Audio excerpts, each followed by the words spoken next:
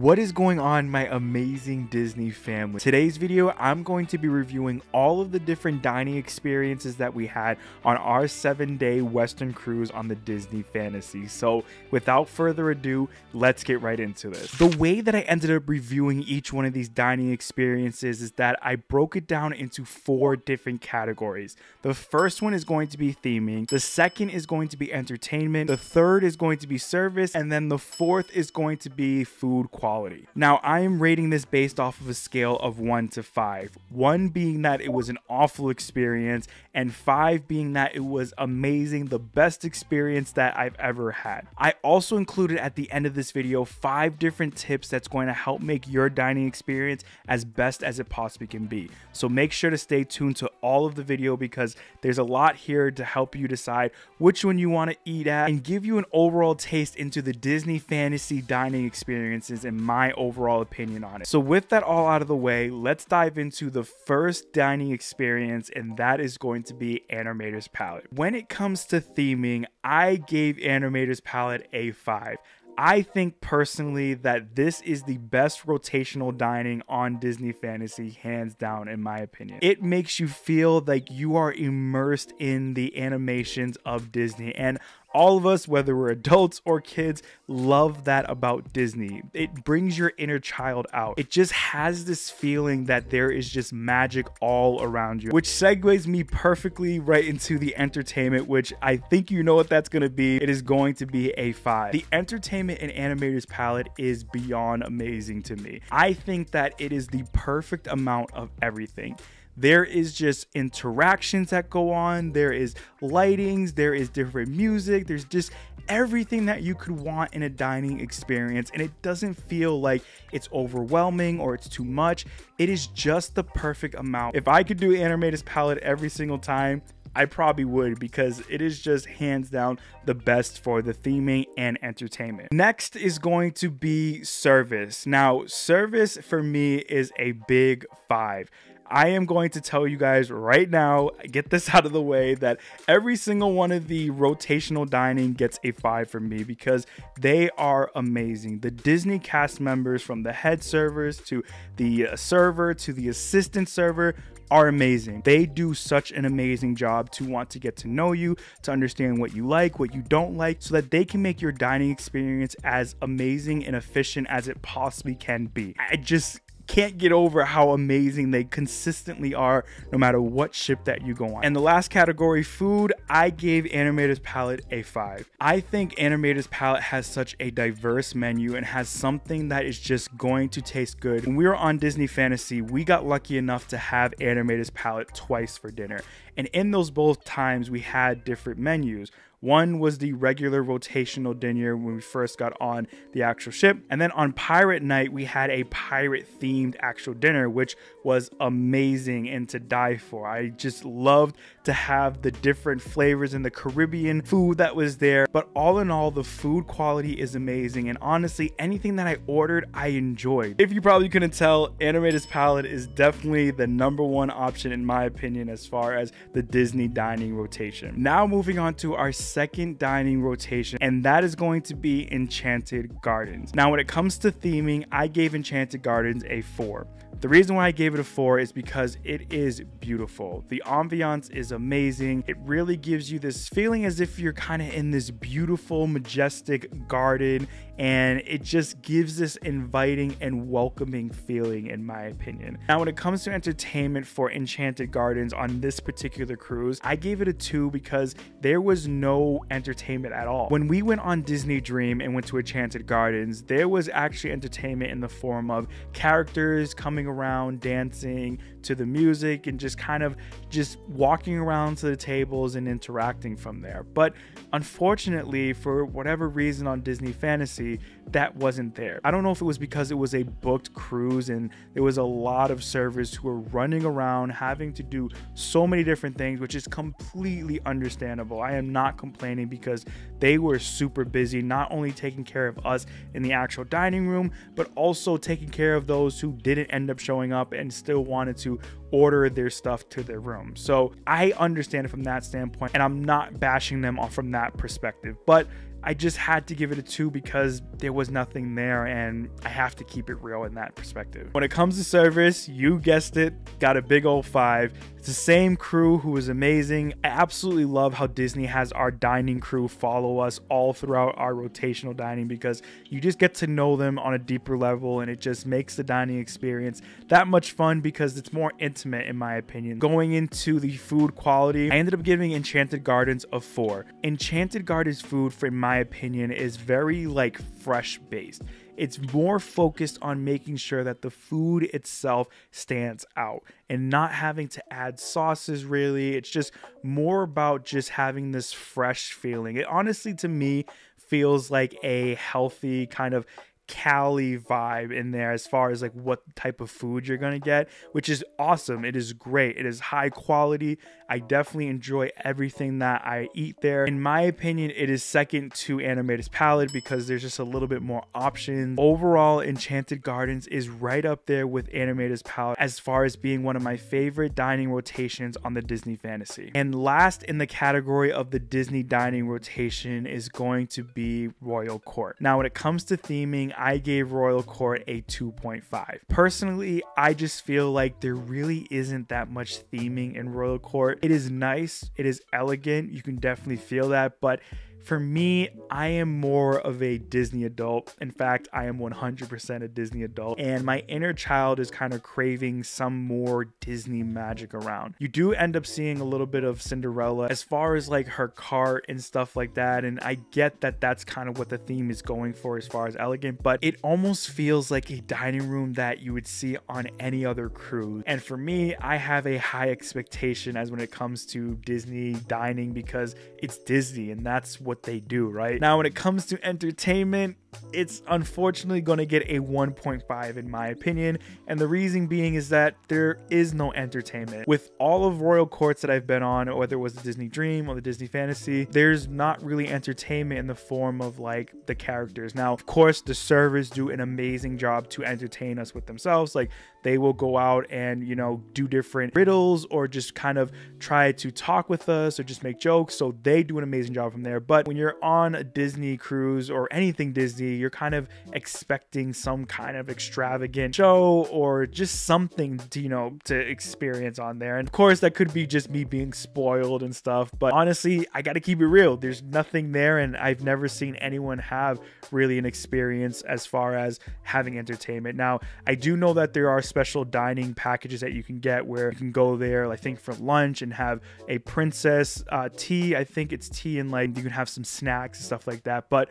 when it comes to dining, with my experience, there is no entertainment as far as that goes. Now, service, we're going to skip right over that because you already know it's a 5. But jumping right into food quality, I ended up giving it a 2.5. The reason why is because I feel as though there wasn't really that much options. It feels like everything is kind of more on the exotic side, if that makes sense. Basically, what I'm trying to get at is that they have more options for those who want to kind of try newer things. Like, for example, they have escargot, which, if you don't know, that's snails, or different things like that that seem okay, but like for us, it wasn't really doing it for us. And the food that we had was good, but it wasn't really something that I walked away feeling like this was awesome as it comes to, you know, Animator's Palate or Enchanted Gardens or even Cabanas. Like, honestly, I would say I wouldn't necessarily mind going to Cabanas when our dining rotation is Royal Court. And it's not to say that the food is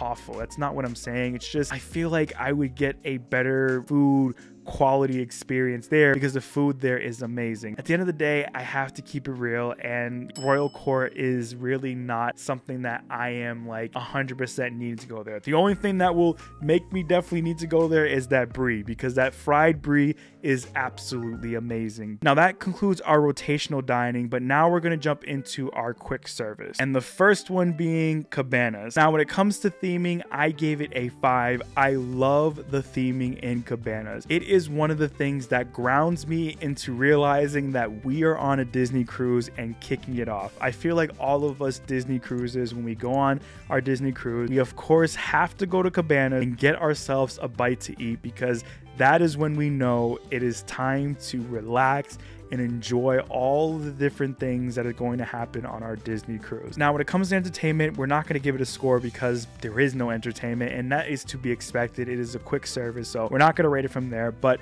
service, I end up giving it a 5 as well, because all of the different servers that are there are awesome. They are friendly, or help to clear off your table or carve any meats that might be there. They are amazing. They are awesome. And food quality, I'm giving Cabanas a 5.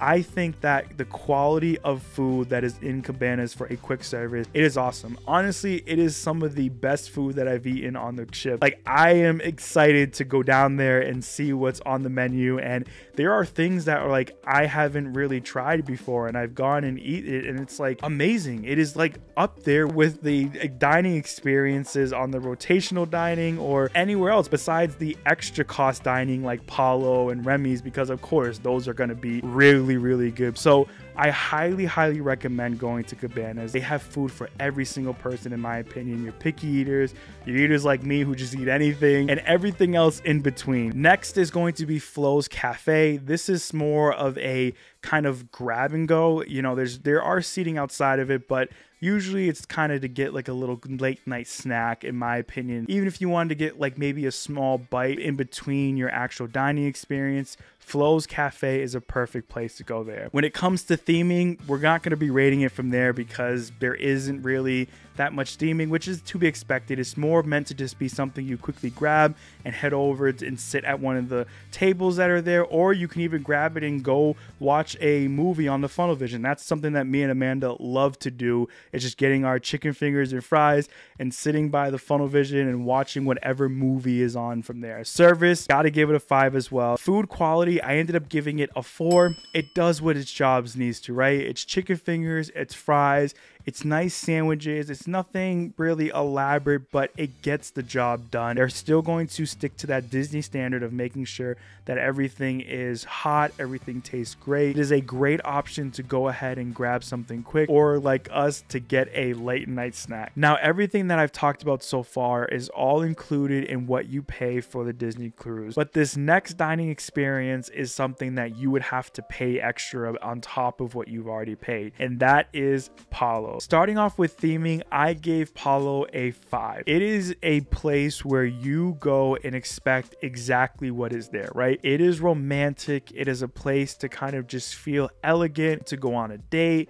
or to treat yourself even if you wanted to. You feel like you are in this very elegant restaurant, which you are. It just has this romantic, relaxed vibe to it while you're eating your food. When it comes to entertainment, I ended up giving it a 5. Now, there isn't characters that go around walking and talking to you, or there's not a show, but when I'm talking about entertainment here, I'm more looking at it from the standpoint of our server and from the sense of just him explaining the food and interacting with you. Like, it is so awesome because it's not just about you eating amazing food, but it's about you being immersed in the story of the food and how it was created and where they get their products from and just what goes into making that meal, right? Like, for instance, when you first get there, he asks you if you wanted to do a souffle, and they have to know these things so they can make sure that it comes out perfectly. They are so attentive to details and to making it specific to your own taste buds. For example, there's a palate cleanser that you get right before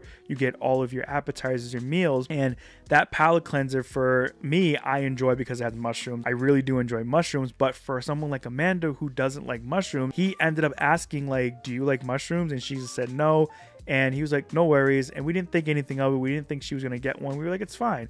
He ended up coming back and telling us how he ended up having the chef change it out from the mushroom sauce and put marinara sauce, which it was even more amazing just as the, mushroom version. And that type of detail is what you're going to be expected to experience, right? The servers are so knowledgeable of not only the food, but the wine and everything in between. Their entertainment when it comes to that perspective is honestly amazing, and it just makes Palo that much better to want to go to and worth it to spend that money to go there. I'll be honest with you, you do do definitely pay for it, right? You can do the experience where you get an appetizer, you get a main course, and you get dessert for $50 per person. But if you wanted to go outside of that and just kind of pick different ones, it can get a lot more expensive than that. So keep that in mind. But at the end of the day, in my opinion, it is worth saving up the money to experience that. Now, food quality when it comes to Palo, I ended up giving this a 10. I know it's way beyond the scale, but it is deserving. I can't tell you how excited my taste buds are every time we go to Palo, because the food there every single time consistently is amazing. And last but not least, I ended up going with a bonus food review for you guys, and that is going to be Serenity Bay. Serenity Bay is an adult barbecue buffet that you can go to when you're on Castaway Cay. I wanted to throw this in there so that you can kind of have an idea of if it's something worth going to or not. When it comes to theming and entertainment, I didn't really want to rate that because there's not really a theme or entertainment. Like, don't get me wrong, the actual beach itself and the area is immaculate. So maybe if we're going to look at it from that standpoint, I'm going to give it a 10 because it is absolutely gorgeous. When it comes to service, got to give it a 5. You already know, amazing cast members. There's actually a fun fact, if you don't know, the servers who are there, they're the servers that are on the actual ship. They actually get off the ship and they serve you there, which is awesome to see. And again, huge shout out to them because they are doing so much in that little time that we have. It's amazing all the things that they do for you. But moving on to the food quality, I ended up giving it a 4 because it is actually really good. It's not something that is this super elegant thing, but it shouldn't be, right? You're on the beach, you are looking for something that is quick, something that tastes really good and just gets the job done. You don't want something that's heavy. You want something that's going to fill you up, make you feel satisfied, and is good. And that's exactly what Serenity Bay does. If you're an adult, it's an oasis away from the kids, even though me and Amanda's opinion, we rather be in the kids area because we are children living in adults' bodies. But at the end of the day, it is a place to go to kind of get away and just get some relaxation on your trip and to eat some good barbecue as well. So that's going to conclude all of the different ratings as far as the dining experiences that we had on the Disney Fantasy. But before we end up closing this video out, I did promise you that I had 5 tips that I was going to give you to help make sure that your dining experience is as amazing as it possibly can be. So let's jump right into that. The first tip is to order anything that you want and also order as much as you want of it. I think a lot of us, when we go into these different dining experiences, we're thinking that you can only order one app and order only one main dining. But the thing is that you can order anything that you want as much as you want and take advantage because you've paid for it. Like, this is what you've already paid for. So make sure you take advantage and again, order as much as you want. You are not going to get kicked out. They're not going to tell you no. Get what you want and eat until you are completely satisfied. The second tip is that if there isn't anything that you like on the menu, say for an appetizer or even a main meal, you can request to have something that you liked in one of the other dining experiences. But with this, kind of use it with caution because these servers that are going to be taking care of you, they're going to do everything that they can to make sure your experience is as amazing as it possibly can be, but they may be swamped and it may be a lot for them to go around and grab something from a different dining experience. So just keep that in mind, but it is something that you can utilize if you feel like there's nothing that really suits you that's on the menu and you just want to get something from the other dining rotation that you've had that you really enjoy. That is an option as well that you can do. The third tip is that if you or someone in your party is feeling sick, you do not want to obviously go down to the dining experience and make everyone else sick. So as an option, which is awesome, you can have the entire dining experience sent up to your stateroom and eat everything there in your room, kind of like room service. But again, you want to be cautious and make sure that you're not abusing it because I had seen a lot of people doing that on the cruise. And of course, a lot of people could be sick, but it did seem as though people were just doing that to want to just relax, which isn't necessarily a bad thing, I guess, because it is your cruise and you did pay for it. But you got to think about the different cast members and what they have to do in order to accommodate that. And the people who are going to be delivering you those meals are the same cast members who are downstairs serving us. So it just puts a lot of strain on them. And it's something, again, that you know, is there when needed, but just kind of be wary of that, which segues perfectly into tip number 4, and that is that you can order room service 24/7 on the Disney cruise, and it's included in what you've already paid. Now, of course, if you can, it would be nice to tip the actual person who's bringing the food up, but that is something that is awesome to have, because if you're somebody who maybe is really hungry late at night, you can have that ordered up to your room. Or if maybe you just want to chill out in your room and, you know, order something to your room and not really interact with people because you're tired or whatever it might be, you can utilize that at any point. So definitely keep that in mind in case you want to utilize that at any point on your Disney cruise. And the last tip is going to be that if you are going to be late, or if you have an activity that's scheduled when you're supposed to have your dining rotational dinner, make sure you let the front desk know as soon as possible, because what they'll end up doing is trying to work around it and seeing if there's a way to be able to have you still go to that activity, or, you know, if you're going to be late for whatever reason, and still be able to have that dinner experience. It's better to do that than to just show up unannounced, not letting them know, and putting more strain, because Disney is all about making sure that you get the best experience, because you pay a premium price for that. So they're not going to necessarily shoo you away. They're going to try to like make it work, but it just adds so much more stress on them, whereas if you give them a heads up, it's easier for them to kind of move things around and accommodate you, because they're more than happy to do that if they can. It happened to us at one moment where we didn't realize that we booked something that we really wanted to do while we were supposed to have dinner, but what I ended up doing is calling them right away, letting them know. Our head server ended up giving us a call, letting us know that, you know, it's perfectly fine as soon as that was done to just head down there, and they did everything that they could to give us the entire dining experience and did an amazing job. But with that being said, that is going to wrap up my overall review of our 7-day Disney Western cruise food and dining experience. So if you ended up liking today's video, please make sure to hit that like button, make sure to subscribe if you're new here, and I will see you in the next video.